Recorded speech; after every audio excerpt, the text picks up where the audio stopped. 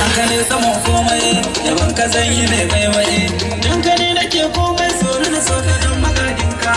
waye kai ka alfarma kauna kai muke nema ina abubuwa na wanda zai cika san maka yake nema kasa da yake nema rabu ka yake nema ƙarshen zai tuka yana saka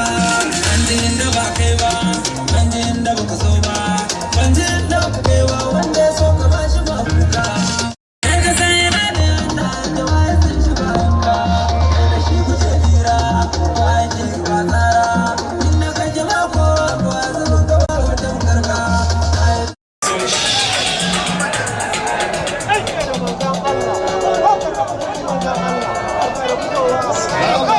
mai girma babban fatima zahara musamman farfadar makiya mai tsara da sabura gaba da tarnakin makiya a da'iba sai ya tilbin shira sun kamace ta dawo da su sun manta basirin ilgai biyu a kokari in ya zo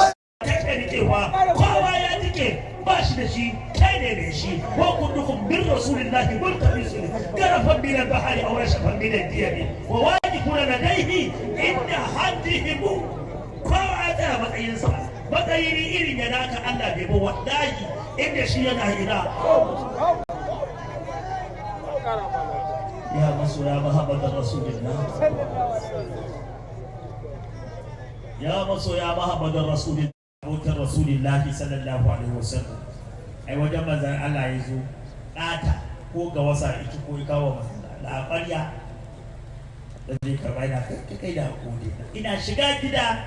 sai ciko ta da zinari ya zo ya miƙa masa ta yaya kake tunanin kamar annabi ta wajen me nan maganar ɗabi'arsa kawai ne sai mun dawo ne za mu magana akan ta kasa ya cire amuradi da kallo ne a tare da shi ne haduwa ta Allah da dan maka ɗalibai da gaba kan sakali na rabbani waye ka baka kyale shi ku tambayi wanda bai je ba kuraje ne ya banda shi kwaɗayin ya je ya mutu dan masa mutu ya tsara shi waye ta baka yin saura waye taba